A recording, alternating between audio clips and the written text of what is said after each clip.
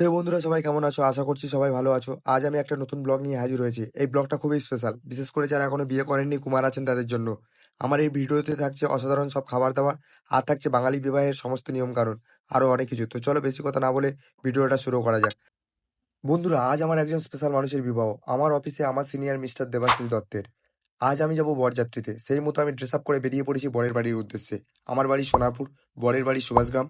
আর যেখানে আমরা বরযাত্রী যাব, মেয়ের বাড়ি, সেটা হচ্ছে লেবুতলা পার্ক, যেখানে দুর্গাপুজোয় রাম মন্দিরের প্যান্ডেল হয়েছিল। যাই পারে হোক, আমি আমার বন্ধুরা সোনারপুর স্টেশন থেকে ট্রেনে উঠে পড়লাম। ঠিক তার একটা স্টেশন পর সুভাষগ্রাম স্টেশন থেকে নেমে 10 মিনিট হেঁটে ঠিকঠাক টাইমে বরের বাড়িতে চলে আসলাম। এসেই দেখি বর আগেই বেরিয়ে গেছে বউকে আনতে। সে কি, এবার আমরা কিভাবে যাব মেয়ের বাড়িতে? এই ভাবতে ভাবতে আমরা সবাই ছেলের বাড়ি থেকে বেরিয়ে আসছিলাম। হঠাৎ বর ফোন করে বলল আমাদের জন্য স্কুল বাসের ব্যবস্থা হয়েছে। আনন্দে লাফাতে লাফাতে সময় মতো বাসে উঠে পড়লাম।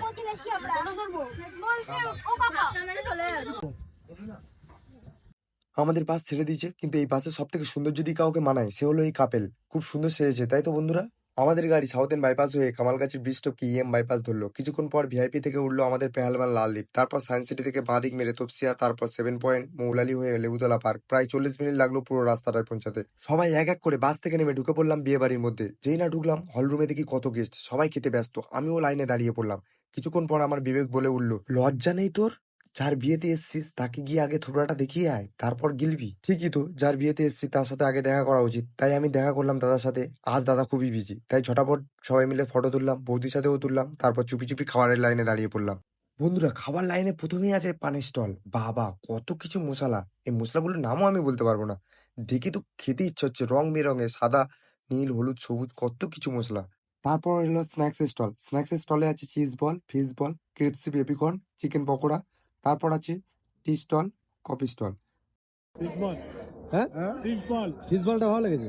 না বন্ধুরা, আমি স্ন্যাক্সের সমস্ত আইটেম টেস্ট করলাম, সব থেকে আমার ভালো লেগেছে ফিশ বল আর চিকেন পকোড়া। বন্ধুরা, তারপর ডিনারের জন্য চলে এলাম ডিনারের টেবিলে। এটা হচ্ছে ডিনারের রিসেপশন টেবিল। এই টেবিলে আছে স্যালাড, ছোলা মাখা, কুলের চাটনি, আমের চাটনি, আর এটা মিউনিসের মতো কি একটা ছিল, আরো অনেক কিছু ছিল, আমি নাম জানি না। প্লেট হাতে নিয়ে আমি আমার পছন্দের জিনিসগুলো নিয়ে নিলাম। লাইনটা সামনের দিকে এগিয়ে চললো। তারপর এলো কড়াইশুটির কচুরি। এটা কি স্টাফ পটেটো? সেটা আবার কি? যা, এদিকে ফিশ ফ্রাই শেষ।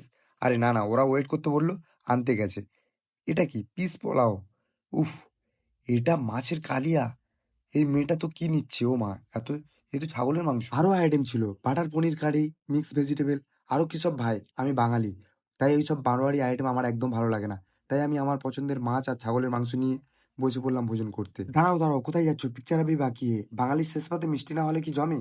মিষ্টির আইটেম অনেক, কাঁচাগোল্লা, কমলাভোগ, চাটনি, পাঁপড়, এইসব। একদম খাওয়া দাওয়া শেষে খেলাম আইসক্রিম, বাটারস্কচ আর নলেন গুড়ের আইসক্রিম। খাওয়া দাওয়া খুবই ভালো হলো। দাদার সাথে দেখা করে আমি রাস্তায় বেরিয়ে পড়লাম হাঁটতে, কারণ হাঁটলে তাড়াতাড়ি হজম হয়ে যায়। যাই পার হোক, আমরা এলাম একটা দোকানে। এসে দেখি সবাই অনেক কিছু কিনলো। আমি একটা কুরকুরে খেতে খেতে রাস্তার পাশ দিয়ে যেতে যেতে দেখতে পেলাম ট্রাম থামে, কিন্তু অনেকক্ষণ দাঁড়ানোর পর ট্রাম গাড়ি আসলো না। তারপর ঘড়ির দিকে তাকিয়ে দেখি রাত 2টো বাজে। এত রাতে ট্রাম তো আসবে না, কিন্তু পুলিশ আসবে ঠিকই। তাই আমি বাইরে বেশিক্ষণ ঘোরাঘুরি না করে আবার ঢুকে পড়লাম মণ্ডপে। তো বন্ধুরা, এই ব্লগটা কেমন ছিল জানাতে ভুলবেন না। বন্ধুরা, এর সেকেন্ড পার্ট হতে যাচ্ছে আরো ইন্টারেস্টিং এবং মজাদার।